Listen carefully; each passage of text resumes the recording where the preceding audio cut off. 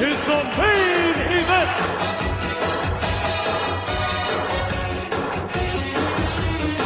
This podcast will be contested under Extreme Rules and is the main event, Mark's podcast.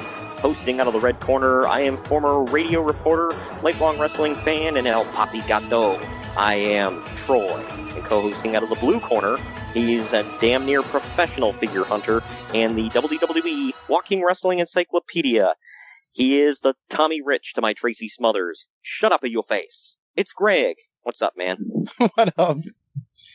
Tracy freaking Smothers. Hell yeah, man. That's how we're going to start out today's show. I don't think it's appropriate for me to be called Tommy Rich, because wasn't his nickname Wildfire, and I'm in California right now, but... Oh, gosh. Yeah, hey, you did that. I didn't put two and two together with that. All you. Whatever. I mean, I was going to... Send your tweets, too. I was going to say JT Dunn, but he's not on this show, so... That would have been even more obscure. Speaking of obscure, we're talking about Born to be Wired, people. The ECW show that's so obscure it's not even on the WWE Network. Yeah. It's too extreme for the network. Well, you're kind of right. I mean, with the main event, but nah. I don't know. This is one of them shows, like, I don't know if have you ever talked to, like, legit ECW fans? I used to. Okay, well, did they ever talk up certain shows to you? Like, man, such and such was such an amazing night, you know? Yeah, the most popular one is the night the line was crossed, which I thought was just... Oh, yeah, that was the one I was going to bring up to you. That was the one I hear about the most. Oh, man, that, you know, and they talk about it, like, it was so historic and whatever, and then you and I watched it, and we were like, this sucks. Like, it's so boring. Like, it's not even the... I mean, the wrestling, yeah, is not great, but it's just boring. I don't know. Careful you say that, too. People will get offended, but... Oh, I'll do you one better. Clutch your pearls. I'm sorry, but the event sucked. There was not one redeeming quality about that horrible event, but... No, even that main event, I thought it was like that they built up in ECW, like the greatest main event of all time. That three-way dance between Douglas Funk and Sabu, who I like all of them, by the way. But that was boring. It dragged. It just wasn't good. Bad. Not good. But worst ever. Okay, definitely not the worst ever. No. But yeah, it was just, I don't know. It wasn't great. And this one, Born to be Wired, I was like, okay, I keep hearing stuff about it. It's legendary, mostly for the main event. So I'm like, all right, I'll watch it. Gosh, I should have just skipped right to the main event. Before we even start this, I want everyone to know that I did lobby TJ to change this event to something else. And after I'd watched it. Don't get me wrong, I did not want to watch it. I had watched it. I'm like, do we really want to do this? And I said, you're damn right we do. And we stuck with it. Hates the audience. Hey, man, I am trying to bring in a different crowd each week. And some people enjoy this stuff. You know who you are. No, and that's fine, because I'm of the mind that, you know, this is done for somebody. People attended this. People watched, so there is an audience. So I don't want people to think I'm like, you know, I just trying to use my words good here. Trying to use my words sparingly here. I don't want to offend anyone, but well, hey, I mean, I don't like ECW. That's all I'm gonna say. I'm sorry, you know, I don't. What Jim Cornette always says, you know, for the kind of people that like that kind of thing, that's the kind of thing those people like. Yeah, he's the one to talk about liking things, but anyways. He doesn't like anything unless it's, you know, at least 100 years old. But regardless. Never mind. Go Google it. I'm not going to say it. We're not bringing that up on this. Well, and it can't involve women either, Greg. So there you go. Oh, hell no. They're the devil, even though they brought him into this world. Well, it can't involve women unless they're in a hot tub. So, can I get a hot tub? All right, sorry, I'm done with this. At the time of this recording, by the way, women are carrying the entire industry on their back. But whatever.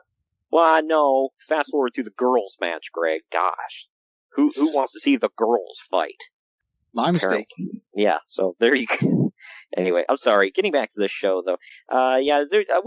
We'll get into all of it and much more here on today's podcast. We'll return after these messages. Now, back to our program. What do you say we get into the news and notes here from this time period? This one I wanted to ask you about because this was pre-UFC fandom for you, but you know some UFC history, right? Some. Okay, well, you might know this. I'm not sure. Keep in mind, this is from August of, late September and early August of 97. The latest UFC pay-per-view is highlighted by the biggest upset in UFC history when Maurice Smith beat Mark Coleman. The show dealt with other problems with getting onto pay-per-view because they're losing a political war. I assume that's all those Karens and Mr. Karens who... Well, the political war started with, what was that guy's name that ran with George Bush Jr.? Oh, Was it Dick? It was Dick Cheney. Yeah, I don't Dick know Cheney. if it was Dick Cheney or the other Republican that ran against Barack Obama. Who was that? John McCain? McClain. Yeah, John McCain. Was he the one from Arizona? Yeah, yes. Okay, I believe he's the one that was like the spearhead of the whole movement against it. He called it human cockfighting. Yeah, I remember that he fought to keep it out of New York forever, too. Yeah, he fought to keep it off of TV. This is my guess as to, like you said, it was like a lot of stuff against it. I believe he was spearheading the whole movement. Yeah. Well, and here's something. I don't know who the hell Maurice Smith is. Do you? Yeah, he was a pretty good heavyweight. Decent, at best. Mark Coleman is like a very accomplished wrestler, and he was supposed to be like the man. So that upset like derailed everything. I feel like he never really got back on track either. Wow. And he actually fought in like the late 2000s too, so he stuck around for quite a while. Yeah, I remember 2010s actually. Yeah, I think I remember seeing like a couple of his fights when I was he fought Randy Couture in the Age in the Cage Part 2. I think they're both like 50. Wow. Fun fact, Couture came out to that song Stranglehold from Ted Nugent and won via rear naked choke. So I just thought that was pretty cool. That's hilarious. That's the last time I ever heard of Mark Coleman, though. Wow. Yeah, so there's that. We don't cover a lot of MMA on the show, but, I figured that was worth touching on because it kind of, again, it shows you kind of where things are in the industry, as far as like, everybody thinks of UFC as this juggernaut, which it is now. In the 90s, not so much. It was only legal in like 3 states or something like that. Yeah. I find it funny you bring that up too because I really felt like Mark Coleman was going to be pro wrestling bound at some point. Yeah. Like he's damn good accomplished wrestler, but guess it didn't work out. So, well, apparently things like MMA is one of them things that you just can't kick the desire for or whatever. Because if you ever notice, any MMA fighter that went into wrestling always ends up going back to MMA at some point. Except for Ronda so far. Yeah, well, she takes her ball and goes home every couple of years, so I wonder if this is just going to be an ongoing theme with her. 66-year-old Fritz von Erich has been diagnosed this month with lung cancer, which has spread to his brain and adrenal glands. His long-term prognosis is not good. The cancer was found after he was hospitalized for a stroke. That guy lived a hard life. He's still with us, but I forget. No, he died forever. I'm actually gonna look up exactly when he died because I forget. But yeah, you got to think about how many kids of his died from. I mean, he had one kid die. One of his, I think it's the oldest son, died from electrocution as a child. Oh, he actually died September 10th, 97. So he died like a month after this event we're talking about today. Oh, man. Yeah. So he had multiple kids die of suicide. That whole family, I feel so bad for him, man. It's terrible. Yeah, it was a very tragic story. Again, I know we plug it almost like every friggin' week, but Dark Side of the Ring, man, season 1, they cover the Von Erichs. And it was. If you haven't watched that show and you're a wrestling fan, what the hell's wrong with you? I get some people saying, oh, it's depressing, whatever, and kinda, but at the same time. Well, what about like sad movies and like stuff like that? I mean, they're meant to be experienced. I'm not saying, hey, watch it and be villainous and smile. Yeah, death. It's like, watch it. God dang it, pal. We're making movies here. Sorry. But yeah. Another. Almost as good as No Holds Barred, pal. Well, I wouldn't go that far. I mean, that's. Yeah. What's that smell, Greg? Dookie. Oh, man. I'm How sorry. apropos. Anyways. Wow. Another tragedy that happened here. She wasn't part of the wrestling world per se, but she was married to a big part of the wrestling world. Gordon Solie's wife, Eileen, passed away from cancer this month at the age of 70. It was expected, and the night before her death, she actually wrote her own obituary before passing away in her sleep. Wow. Yeah, that's... Wow. Like, how do you... Like, you know you're gonna die, and you just...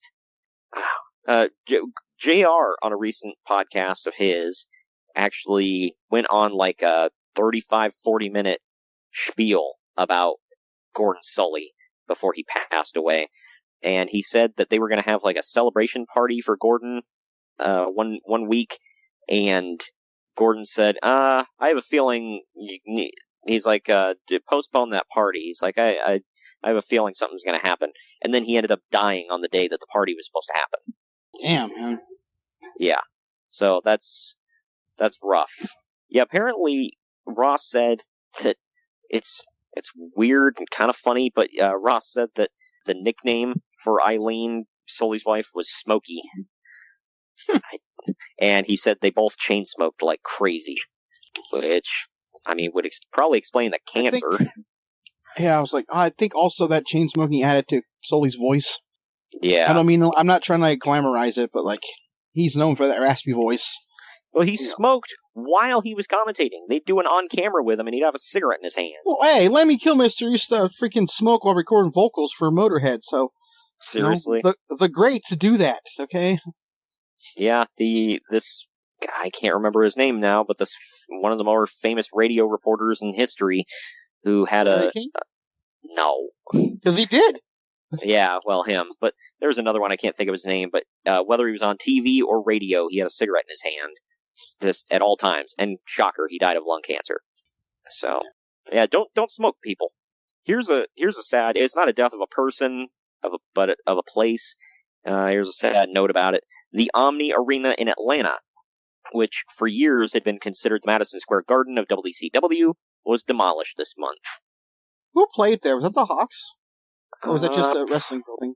I think it was just a wrestling building, if I remember correct. I think it was like wrestling, concert, venue, that kind of stuff. Real quick, not to get off, I mean, it's on topic, but people won't know. We used to talk to a guy on Xbox Live who swore the Omni was still there, and he said he'd seen it all the time. Do you remember him?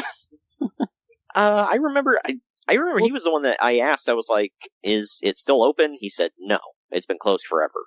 Yeah, he said it was closed forever, but he said it was still there. And then he was, like, shocked to his core when I sent him the video of it being demolished, like, at that point, 10, 13, 14 years ago? Like, yeah. What the hell are you seeing over there? I had no idea that it was demolished in 97. Like, I didn't know when it was demolished either, but I did know it was demolished. Yeah, that's nuts. WCW Bash at the Beach.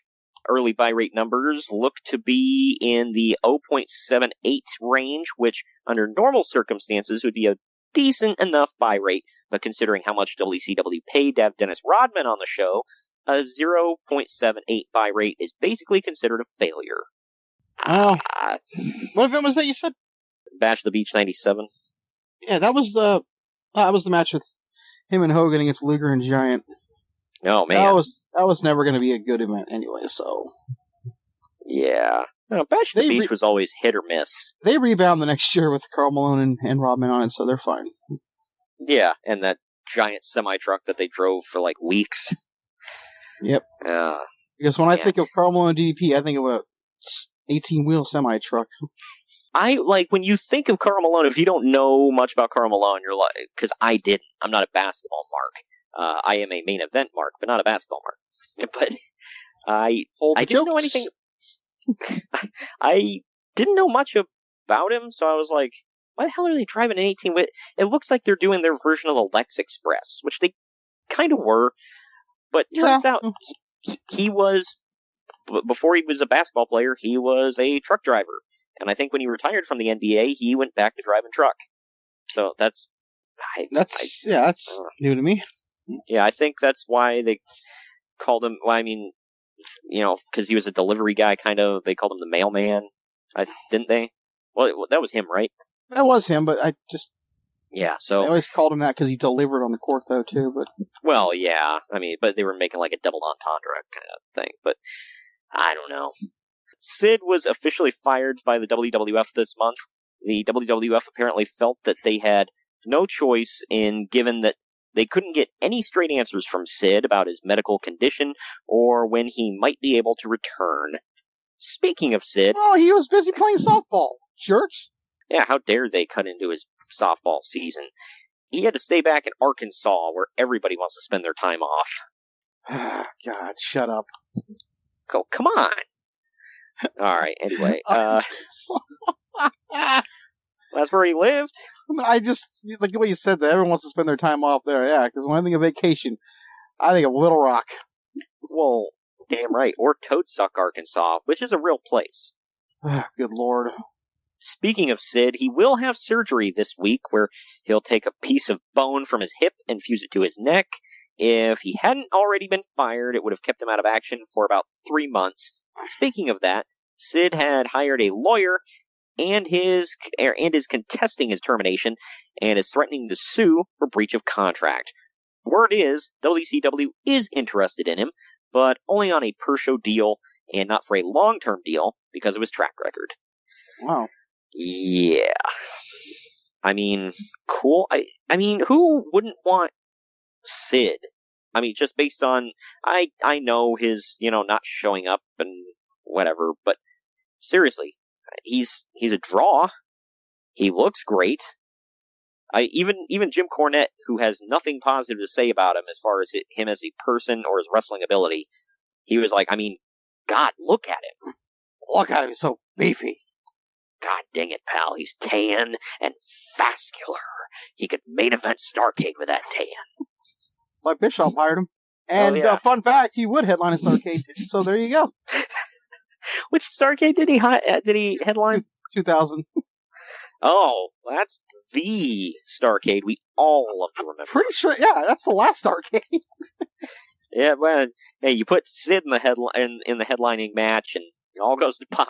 I want to say he wrestled Scott Steiner, so there you go, man. That's classic right there. Hell yeah, both tan, both vascular. God dang it, pal. I'm getting hard just thinking about it. Good Lord. Oh, all right. Uncle Dave, by the way, had to throw in. Sorry. He had to throw in something about, oh, well, they really have to get a consent from Arn Anderson before hiring him, to which Bischoff was like, I didn't ask Arn Anderson crap. He's like, I probably talked to him about it, but it's not like, hey, are you cool with this? It's like, if I want to hire him, I'm freaking hiring him. If you don't like it, tough. Like, I mean, he's kind of got a point. Yeah. Don't get me wrong. All the respect in the world for Arn Anderson, his abilities, everything he accomplished, but in the hierarchy of WCW, who the hell was Arn Anderson? Also, I got to point out, I think he signed him in 1999. So, in 1999, who was Arn Anderson? So, yeah. Yeah, right. Here, dude, this is a big story. I've been waiting to drop on you. Are you ready? Good Lord. No, hold on. I got to prepare here. Okay. Yep. Go. Hold on to your ass for this one. In the USWA, which was the Memphis territory at the time. Oh, God, I already don't care. Sorry. No, it gets better.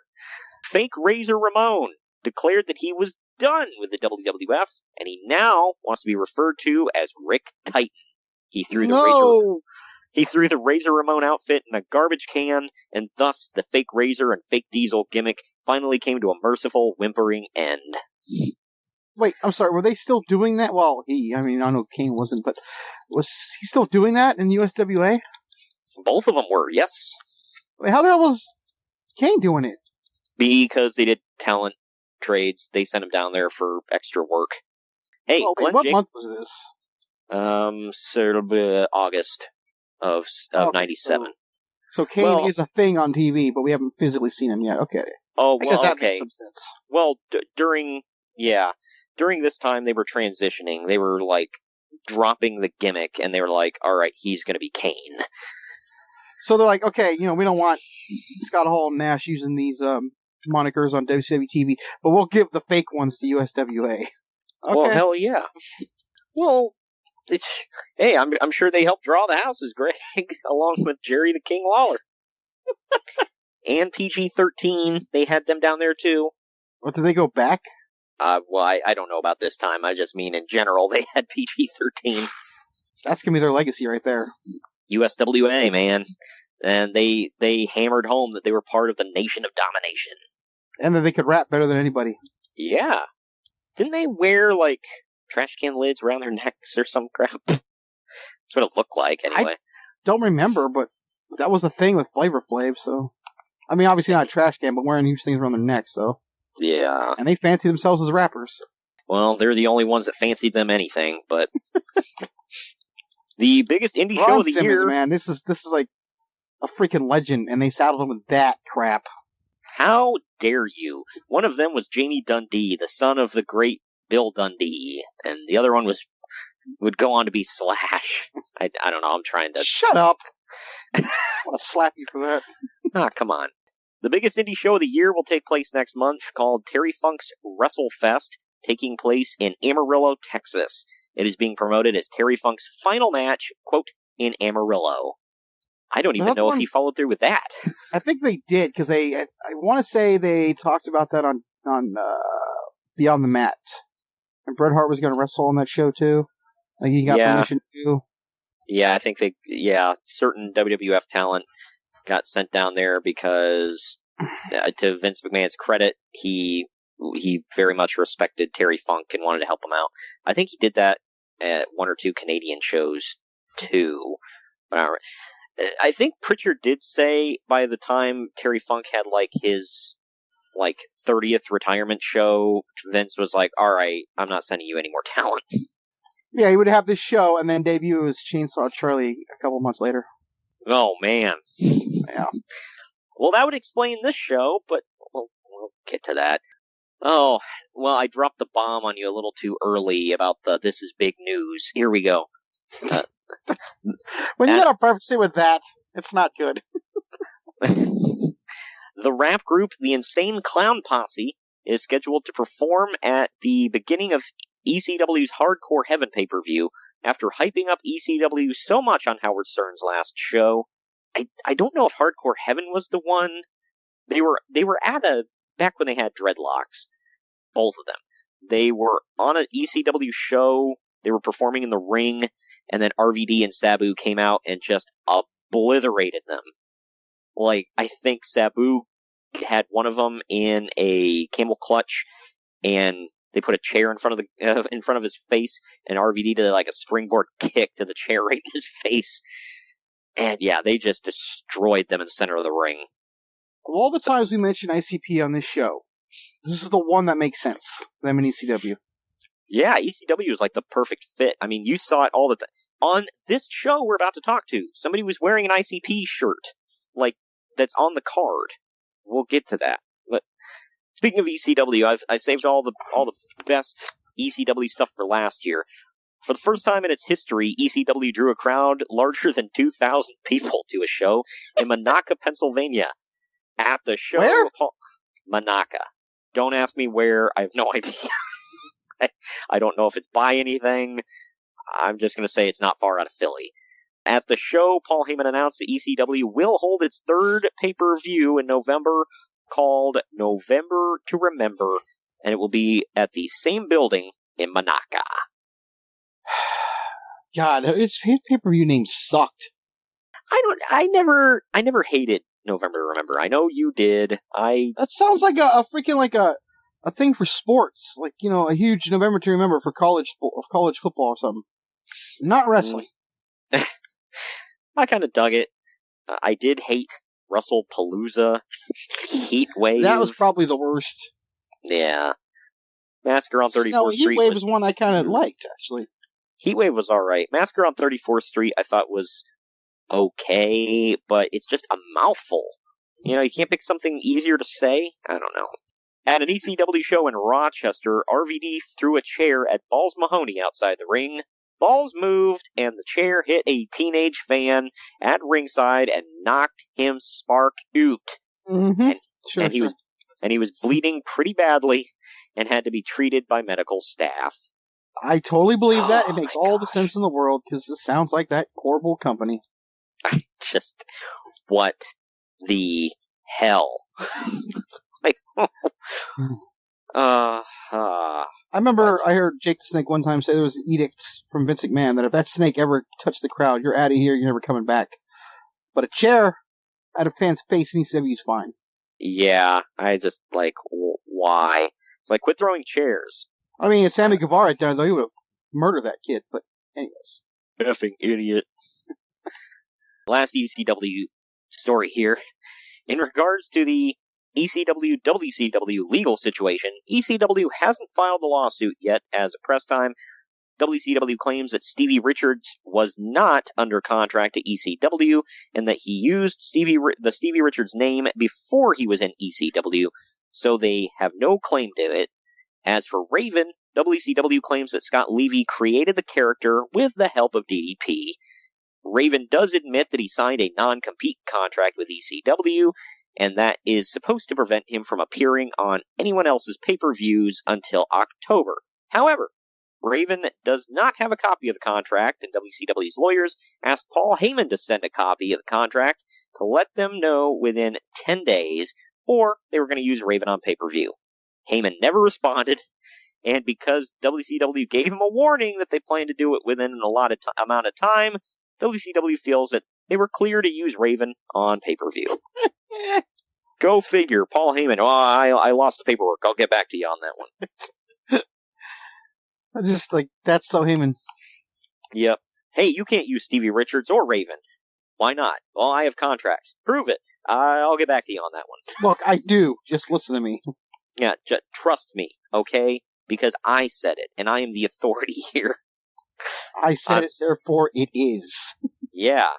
I don't know. I always liked, again, to use a Jim Cornette-ism. He said Paul Heyman would rather climb a tree to tell a lie than to stand on the ground and tell the truth. You couldn't believe him if his tongue was notarized. I always liked that line. I love that, it was like, okay, I get it for Raven, because that was one of his most over guys. Yeah. But Stevie Richards? Really? Like, just let him go, dude.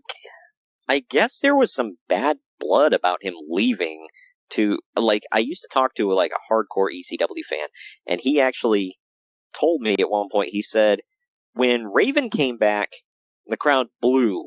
When Richards came back, the crowd booed him out of the building and just, like, threw crap at him.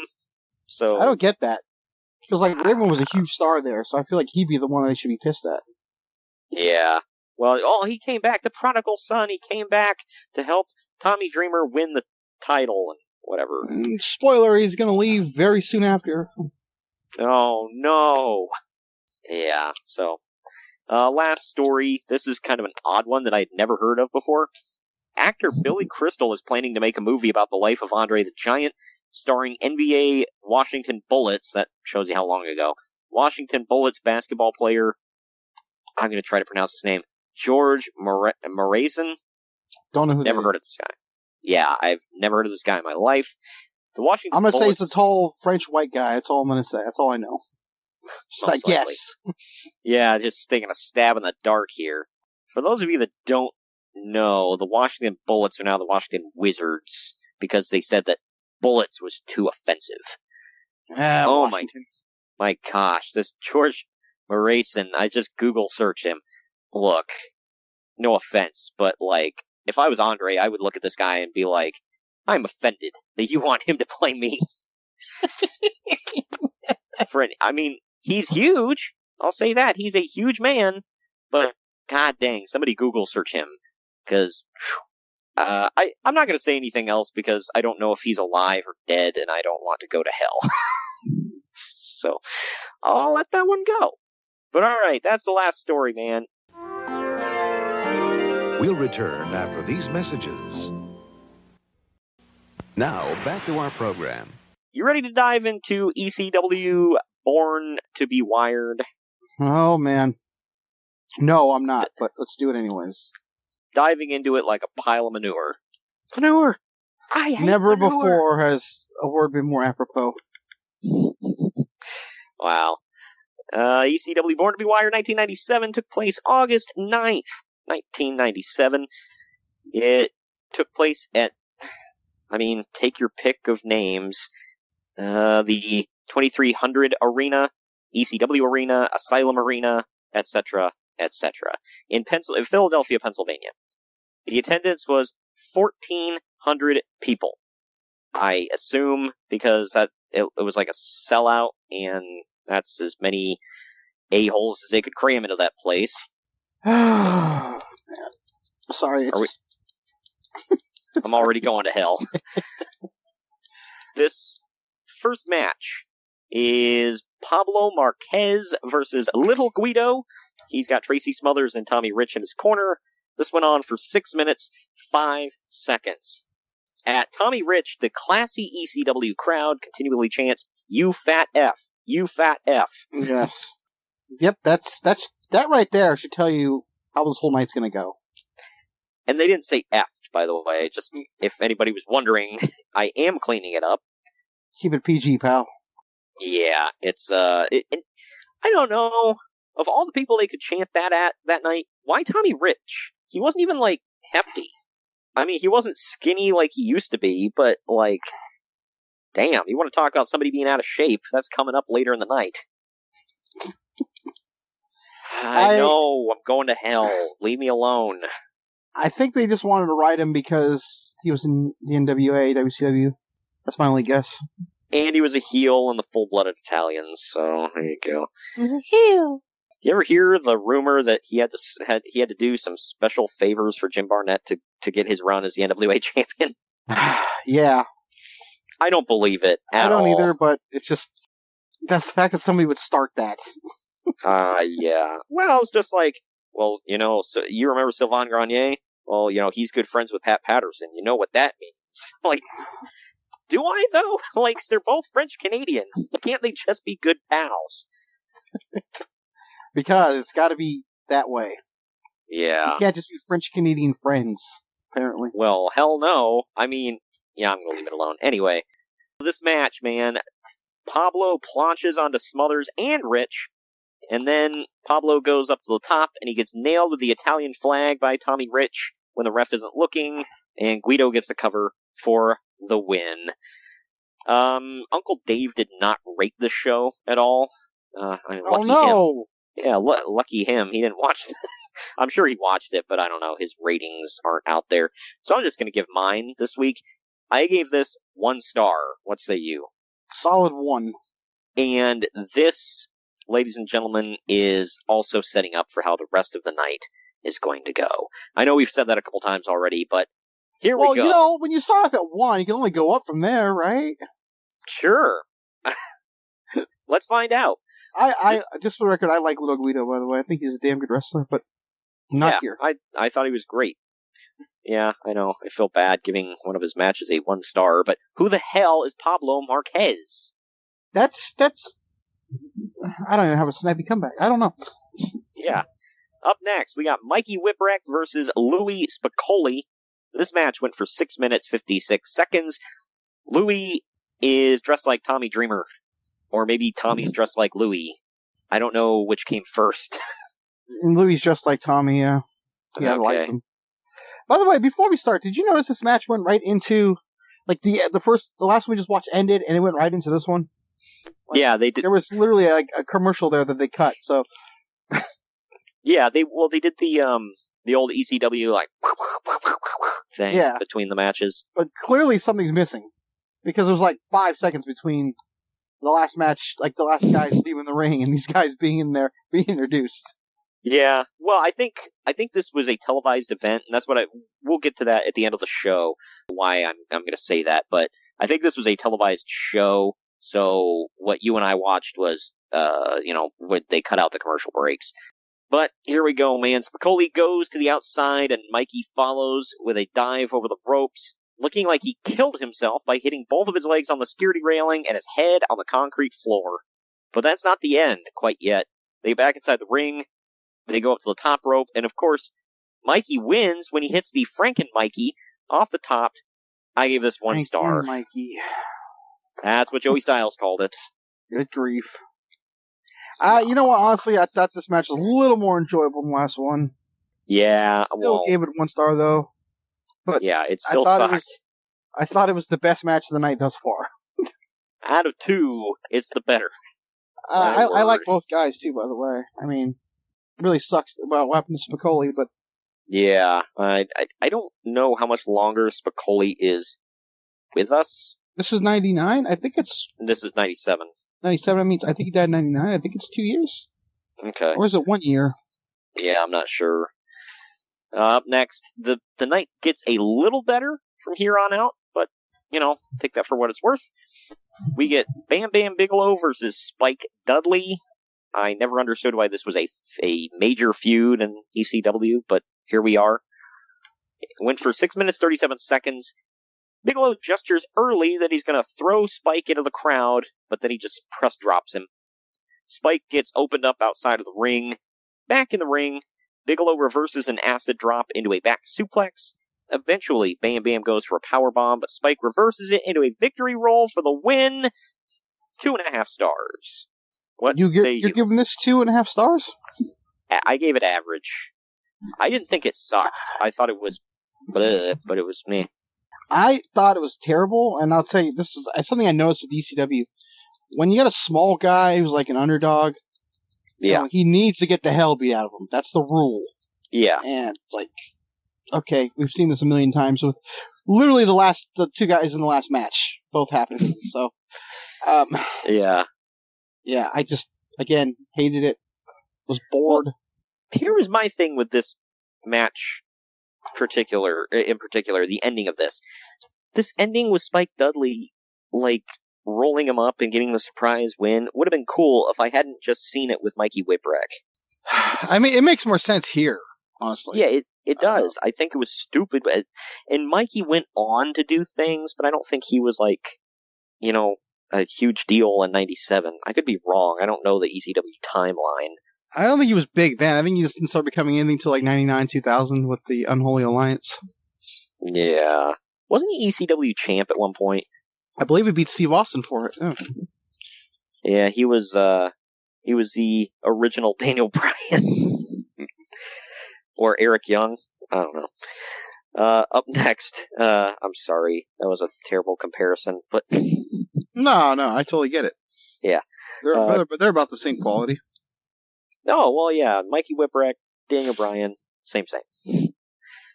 Up next, we got Chris Candido versus Chris Chetty.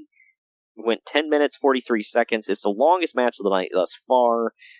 Candido mocks Taz repeatedly because, as Joey Styles never lets us forget, Chetty is Taz's nephew. Yeah. I just gotta say, by the way, that if Joey Styles had a nickel for every time he mentioned in this match, Taz versus Candido at Hardcore Heaven, he'd be a freaking millionaire. Oh, yeah, go back and watch that. Lord, man, he never shuts up, man. I swear. You act like this is like the second coming of Hulk versus Andre or something. Well, I mean, hey, again, Chris Candido and Taz, Hulk Hogan and Andre the Giant, same. You have a suplex machine and no gimmicks needed. Hell yeah, sign me up. Yeah, well, I think Andre ate bigger meals than Candido and Taz. In the end of this match, a gut-wrench powerbomb from Candido gets followed up by a double underhook suplex off the top for the win for the former Body Donna. He was Skip, right? Yes. Yes, Skip. And the Dr. Desire was Zip. Hell yeah.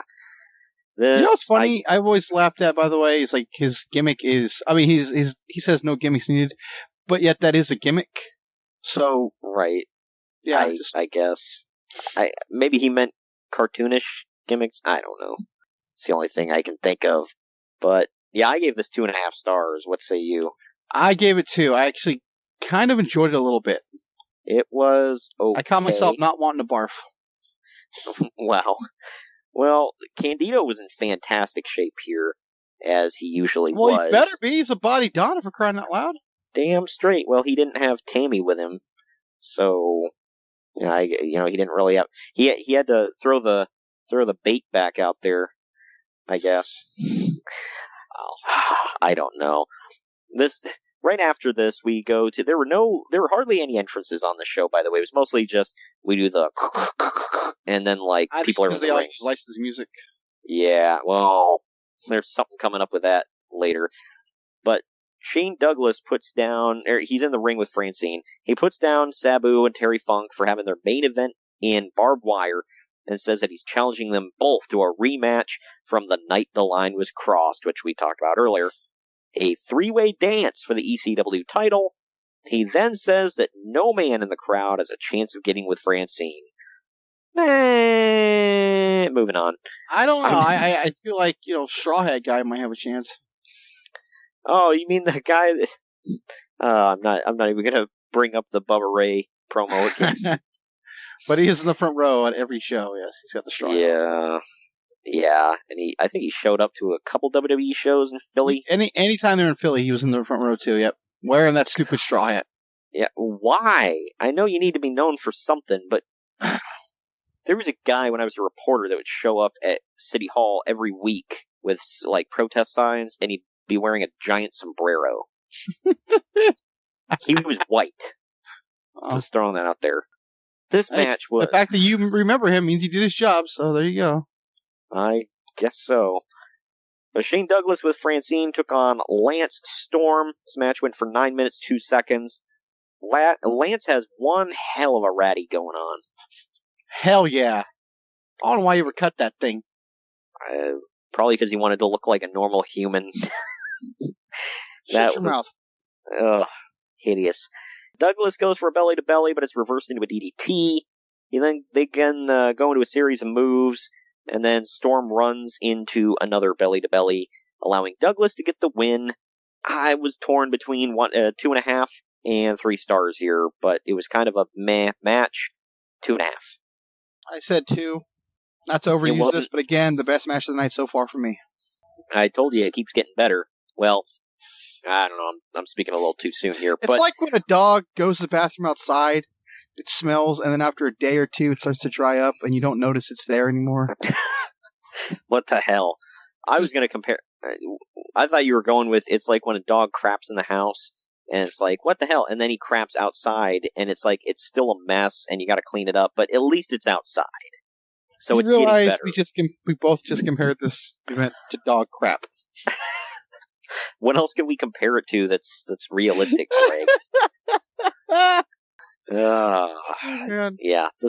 Again, I know we're like halfway through. I want to point out to the listeners, I urged TJ to change this, and he would not. So I just want to point that out. Hell no. We got to review this, man. Stay the course. But I saw Shane Douglas versus Lance Storm on the card, and I had higher hopes. I don't know. I also saw this next match on the card and had higher hopes, which didn't come to fruition. But for the ECW World Television title, it was Taz defending against Al Snow in 10 minutes, 15 seconds. Al Snow is still wearing his Lief Cassidy singlet. I think he was in both companies, technically. I mean, because he would be Al Snow with the head in WWE very soon, so. I like how Vince is like, I can't figure out what to do with this guy. We just can't get him over. Nothing we're doing is working. You have him, Paul. And then he gets over, and they're like, okay, send him back. Now, when you say Vince, which one? But yes. It's like, I don't get it. They're like, I just don't get it. We put him in a mask and called him Avatar. We put him in the stupid singlet and teamed him up with Marty Jannetty. He just can't get over. I know. Want to talk to a head. Yeah. You know, you say that, but Paul Heyman had him start talking to a head, and then boom, he's over. He was over to, right? I mean, this isn't saying much because these people blow for stuff that I absolutely hate, but this crowd, like, had styrofoam heads just throughout the entire crowd waving them for this guy. Yeah, I know.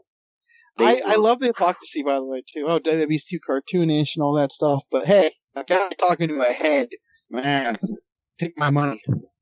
Yeah, he was kind of edgy. I don't know. I mean, he was, like you said, he was edgy enough to get banned from Walmart. I've seen Walmart shoppers, by the way. You gotta do some pretty edgy stuff to get banned from there. Right.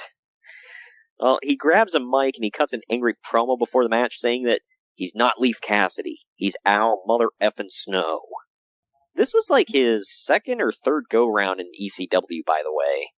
I don't know. I think he went there for a while when he was Avatar, too, and he still wore, like, the karate pants stuff. I honestly used to get him and Aldo Montoya mixed up. It's just by sheer coincidence they were both in ECW. Good grief. I thought, like, I just always mixed them up because it was so stupid on both parts. Yeah. Jim Cornette likes taking credit for doing something with Al Snow by putting him with Glenn Jacobs and having them be a team. Al Snow and Unabomb. That was classic, I guess. Yeah. Taz, by the way, is incredibly over in this building. They pop for literally everything he does. Al Snow hits a few suplexes on Taz before Taz slips behind him and locks in the Taz mission or the Kata Hajime, whatever, and Snow taps out. I gave this 2.5 stars again. What say you? I was torn between 1 and 2. I didn't know which way to lean. I'll say 2, only I didn't because think it it was not bad enough for a 1. I couldn't get into it though. Yeah, I wasn't super into it because I was like, he's basically still Lief Cassidy. He was doing some cool stuff. I've always been an Al Snow fan, but I don't know. This next match, though, man. Whoo, man. It was the Dudley Boyz of Bubba Ray and Devon with Big Dick Dudley, Sign Guy Dudley, and Joel Gertner. They took on the chair-swinging freaks, which were Axel Rotten and Balls Mahoney. Axel was the one I was talking about, was wearing the Riddlebox t-shirt for ICP, so go figure, right? This right here, man, main event anywhere in the country. And it was the main event on TV because Joey Styles let that go earlier because he said the actual main event. Oh, I'm sorry. There's one more match after this, so I guess this was not the main event. The next match is. But the actual main event for the show, Joey Styles said, is not for TV. It's for ECW home video only. So that's like, what, 20 people got to see that match? Wow. They like doing that. Like, announcing stuff like that. I remember when they announced, that was on the last, the Heat Wave we did, they announced that ECW was coming to TNN, and Joey Styles flat out says, oh, and we'll be doing TV tapings back-to-back on one night next week. So they flat out like to admit that things were taped, or you weren't going to see it. Yeah, and I'm not buying ECW home video. Sorry. Screw you guys for that. This match, by the way, went on for 12 minutes. They got their 12 people. They don't need your money. Yeah, right? But was it Bubba Ray or Tommy Dreamer that handled the merchandise money? One of them. I think it was Bubba. Well, either way, this match went for 12 minutes. It started as a 2-on-2 and then turned into a 3-on-3. I'll explain here in a minute. The promo for Joel Gertner at the beginning, I didn't write down any of it. Normally I like to listen, but it's full of innuendos and entendres. Let's just say that and leave it alone. Go figure. Yeah, they're the huge. But Dudley's tried to leave before the match even starts until the referee tells him to get back, and the crowd chants, "They have no balls," which made me laugh because the other team has balls. Literally. Speaking of balls, God, his hair. Wow, yeah, that was not a good transition. Speaking of your balls hair. His hair, by the way. Was it just me, or did he look like... What the hell? That's not Balls Mahoney. When was Santa Claus a thing? 1996?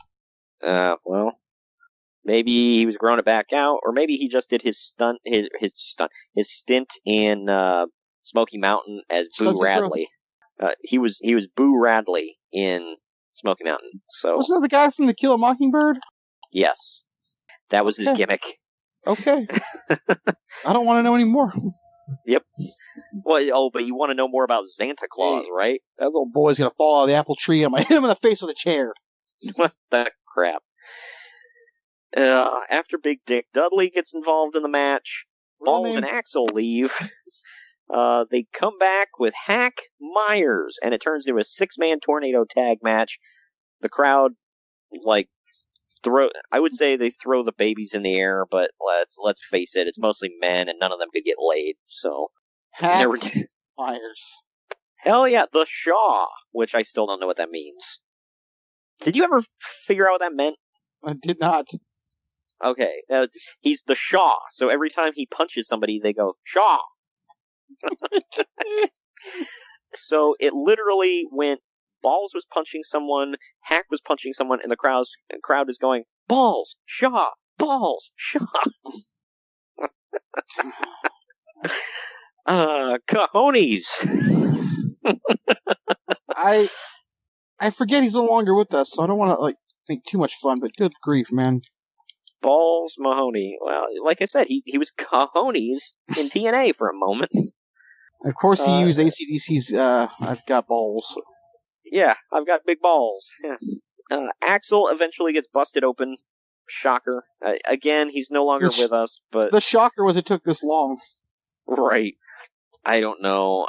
Have I punched my hell card enough for today, or do I have one left in me? Well, to be fair, we're talking about a show, not the actual person, so that's fine. Well, this is kind of about the actual person, because he gets busted open, and I was going to say, don't get any hepatitis on you. Yeah, that one, now you're in trouble. Axel eventually gets busted open. Big Dick chokeslams Balls through a table. Good lord. I tried that laugh at juvenile stuff, but you just said those words. Say that one more time. No. I'm going to try to keep it straight here. Wow. Say it one more time, please. Big Dick chokeslams Balls through a table. Okay. Bummer. The messed up part is you're not even trying to be funny. These are real names of these wrestlers. I know. It's just... Oh, the man with the world's largest wrists.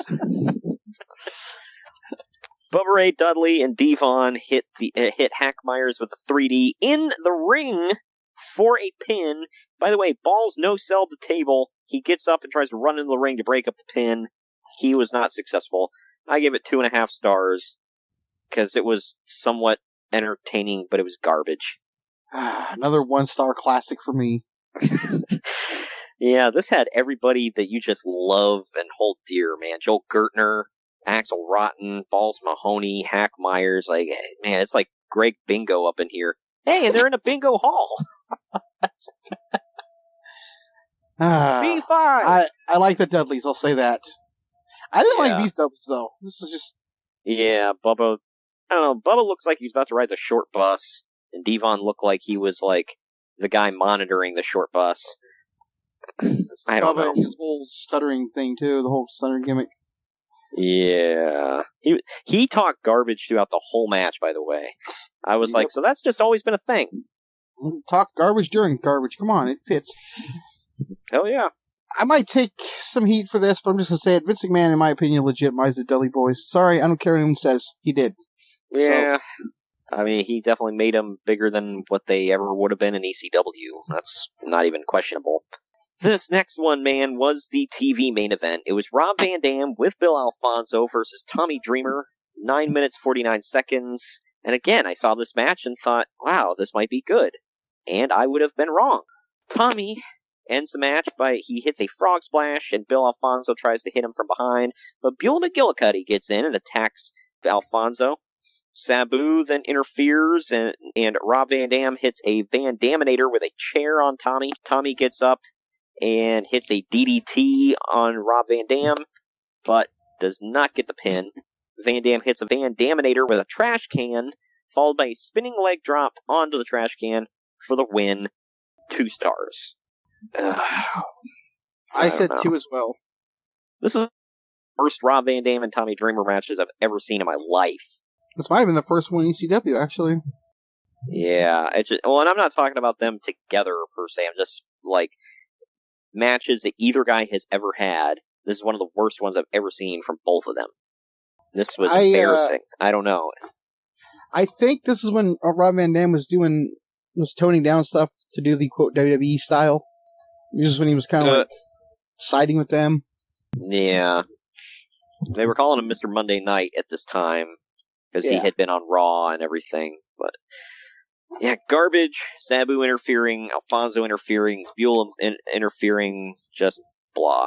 We're not done with this, by the way, because after the match, Sabu and RVD jumped Dreamer. The triple threat which was Bam Bam Bigelow, Shane Douglas, and Chris Candido. They hit the ring, and they attack Dreamer and RVD. Then the rest of the locker room hits the ring, and it's a big melee. By the way, I didn't notice this, but apparently, I found out later, Bobby Duncombe Jr. was part of this crew. So, we get more Bobby Duncombe Jr. this month. Because that's what we needed. Well, damn straight. West Texas redneck, baby. Crap. The Dudley Boyz clear the ring. After that, the Gangstonators hit the ring, who are New Jack and John Cronus. And then Perry Saturn comes out after them, and he helps them take out the Dudleys. They drag Joel Gertner into the ring, and New Jack blasts him with a chair, and John Cronus hits him with a 450 splash. The Eliminators, New Jack, and the chair-swinging Freaks, and Tommy Dreamer all celebrate together. This is the actual very last time we'll ever see Saturn and Cronus in the same ring together. So there's a nice little factoid for you. Is this when Saturn's leaving? Yeah, I believe this is right before he goes to WCW. So he gets injured. He's injured for like ever. He comes back for a second, and then he goes to WCW. Nice. We'll return after these messages. Now, back to our program. All right, man. We're on to the main event. It's Terry Funk defending the ECW World Heavyweight Championship against Sabu with Bill Alfonso in his corner. They call it a barbed wire match, but it's basically a barbed wire ropes match. This went for 20 minutes, 38 seconds. You ready to get into this? Yeah. All right, let's do it. I promise, by the way, if I feel like I sound depressed, I'm not. Just reliving this crap. Sabu goes into the barbed wire quite a bit to start the match out. His pants get ripped. Because, of course. Yeah. His pants get ripped like they always do. His face is bleeding. Terry then gets ripped open by the barbed wire. He's bleeding. Sabu attempts air Sabu in the corner, misses, and slices open his bicep. Alfonso hands Is him this the famous one where he super glues it? Nah, he tapes it. Because you can, I don't know if you noticed, yeah, after he did that move, even Joey Styles is talking about it. He's like, oh, his bicep is just sliced open. He's bleeding like crazy. And he's in the corner, like, shouting instructions to Alfonso. And he gets some tape and just, like, wraps his arm up in tape. Ew. Funk puts Alfonso in, or pulls him in over the barbed wire, cutting him up. He then rakes barbed wire over Alfonso's back. Yuck. At one point, Funk whips Sabu into the barbed wire before Funk goes outside and beats up Alfonso some more. Sabu cuts. Yeah. Sabu cuts some of the barbed wire so that RVD can run in and he helps beat up Funk. RVD then rolls Funk in the barbed wire, lays him on a table, and Sabu dives on top of Funk. Tommy Dreamer then runs down, knocks RVD out, and takes him to the back. Like a sack of crap. I'm sorry, it's just like the last thing this match needed was more people involved. Well, you're getting it, Greg. Damn it. Sabu wraps himself in barbed wire and dives on Funk again, putting him through another table. They then get into the ring, and they're both so wrapped up in barbed wire they can barely move. Sabu pins Funk, and he wins the title. I gave this 3 stars for an entertaining barbed wire match. CageMatch.net gave this about 4 stars. What the hell are you guys watching? I don't know. As far as garbage matches and barbed wire matches go, I thought this was pretty good. And I'm grading on the ECW system, not the regular system. So I said 3 stars. I thought it was the best match of the night. You're probably going to give it a 1. Easily. What's the point of this match? Was show who could get cut open more, who could yell louder, who could do more damage with barbed wire? Yes. I don't know. I'm trying to point. figure out why this was even a thing. Why couldn't this be a match, or at least a cage match or something? I don't know. It was stuff like this though that made that company like a freak show to me. It's like people want to watch wrestling and they turn that on. But here's the thing: not to go back on what I just said. It is an alternative. Like Not in the way AEW thinks is an alternative, but a true alternative, because it's got like the violence and stuff, so it's a very different show. Yeah. So for that, I'll give it points. It's just, I don't know. You also like got to keep in mind, this is not my forte, so it's not like I watched this all and I'm saying this sucked. I've seen more brutal stuff. But well, I've seen a piranha tank death match, so there's that. Like, that actually happened in Japan. The way to win is to throw your opponent into a tank of piranhas. Because real why piranhas, not? by the way. Yeah. If somebody would have pitched that idea to me, I would have been like, oh, okay, bye. Barbed wire rope, sign me up. Yeah, exploding ring? Sure. As they're cutting the men free, Funk is cussing and yelling in pain. Sabu's last words were, "Get that S off of me." I also like in the middle of the match, by the way, they randomly had a pair of wire cutters from nowhere. Yeah, I think he pulled them out from under the ring, didn't he? I must have missed that part, but all of a sudden there's wire cutters. I'm like, okay. I mean, I would get why they would be on hand, but the wrestlers just using them all of a sudden. Well, this was the last ever barbed wire match in ECW history. Not for the reasons you... I can't figure out why. Well, not for the reasons you're thinking. But Paul Heyman said it was because he didn't think anybody could top this, and he didn't even want to try. Yeah. So there's that. We'll return after these messages. Now, back to our program. The final ratings, man. CageMatch.net gave it a 4.89 out of 10. I gave it a 3.5 out of 10. What say you? I guess I'm not going to do all this math in my head, but if you round all the numbers out, do the aggregate, this is probably a solid F+ show. F+. Wow. I award you no points, and may God have mercy on your soul. I liked the Candido match. Yeah, I was disappointed in that match. I wanted more out of Chetty, but I guess this was like right when Chetty was getting going, so... Nah, I don't know. This was what it was. That wraps up our August, man. Yep. Good stuff. Yeah. I feel like we started strong and ended very badly. Well, if you guys go back, it's SummerSlam 2015 is what we started with. And then we went to Road Wild 99, which was awful. Then we went to SummerSlam 98, which was really good. We had a bonus show with Jacob Grandi, where we covered 88, SummerSlam 88. I thought that was pretty good.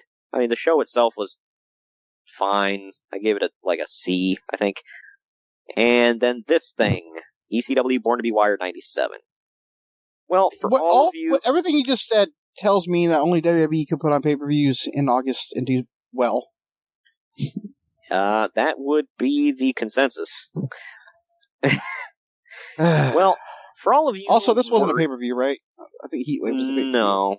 Yeah, it was a home... Yeah, this was a made-for-TV show, and then, made-for-video cassette. And made-for disaster. Basically. But moving into September, for all of you worried, we only have one ECW show we're covering left in the year, and it's not until December. And no, it's not December to December. It is ECW's Massacre on 34th Street 2000. Good pay-per-view. Yeah, you and I had picked that out together. But September, man, we're diving into it. I'm excited for next week. I haven't watched the show since it first aired. We are covering All In 2018. No company behind it. There's a Ring of Honor title match. There is an NWA title match. The main event has Rey Mysterio in it. It's good stuff. Greg has never seen it before. This was kind of the audition tape for, because I guess Tony Khan wanted to do a wrestling company. He'd been wanting to for a while, but he didn't know what to do. And after the show, he was like, okay, you got my money. Shut up and take my money! With me saying that, this was not an amazing show top to bottom. But I thought it was pretty freaking good for the biggest indie show of all time. I enjoyed it. I forget, did they get Flip Gordon on this card? Yes, multiple times. Because he was doing a whole thing, especially here in the Bay Area at APW, where the chants were book Flip. And he was trying to get on the show. Yeah, he had a feud going with Bully Ray, and he faced Bully to get booked on. He had multiple shows or matches leading up to this to get booked on the show, and every time he would have a match, like either he'd lose to Bully Ray or Bully Ray would interfere and keep him off the show. And then he was like kind of feuding with Cody at the time as well. So, but yeah, he's on the show. It was a big thing. You'll see. September 9th, we are covering WWF's Saturday night's main event 23. That took place on my birthday. Well, it would have been my birthday the year before I was born. September 21st, 1989, from the Riverfront Coliseum in Cincinnati, Ohio. The Riverfront Coliseum no longer exists, by the way. But this show opens up with Randy Savage taking on Jimmy Snuka. We got Hulk Hogan versus Ted DiBiase with Zeus in his corner. That was for the WWF title. Roddy Piper. Yes, the more Zeus talk we can get in, the better. Virgil also makes an appearance, so... Hell yeah! Drawing the house. Asses and seats, baby. Roddy Piper took on Haku. And we've got... Is that King Haku? I don't know. Tito Santana with the Red Rooster, Brutus Beefcake, and Dusty Rhodes in his corner took on Rick Martel with Jimmy Hart, Honky Tonk Man, Slick, and the Twin Towers in his corner.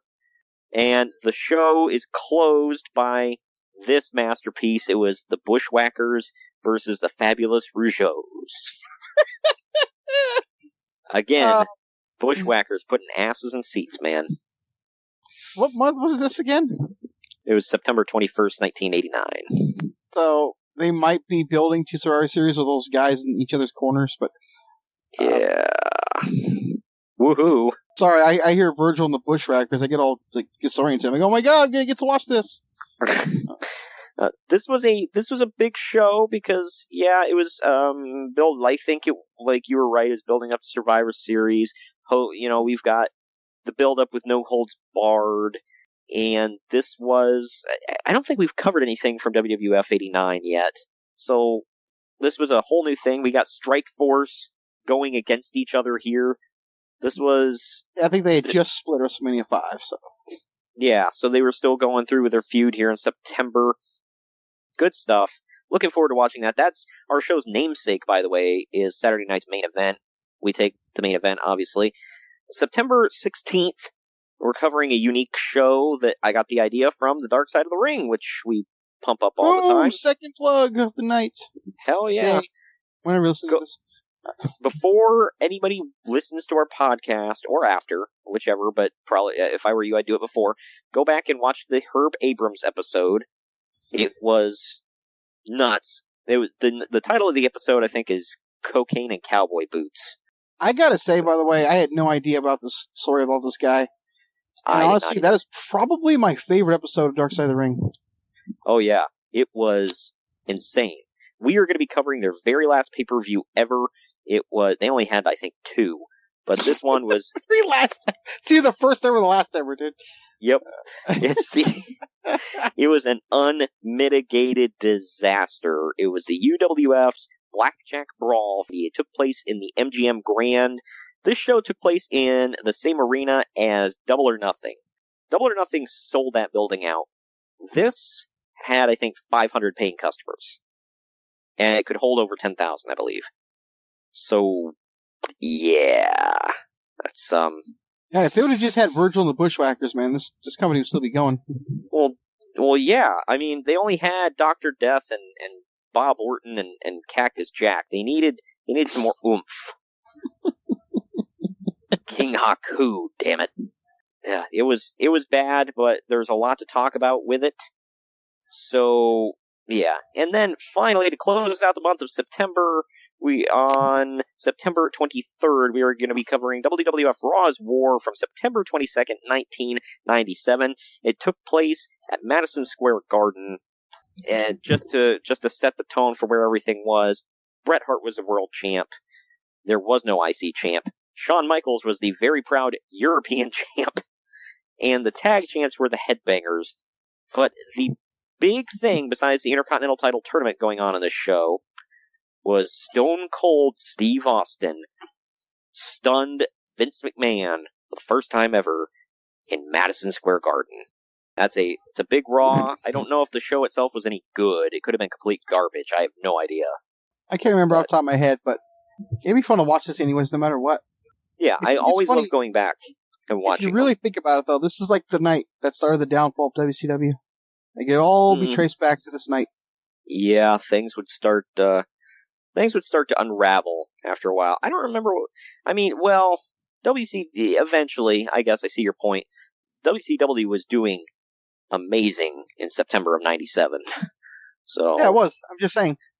Well, they started the whole Austin McMahon thing, which would be an integral part of killing it. So. Oh, absolutely.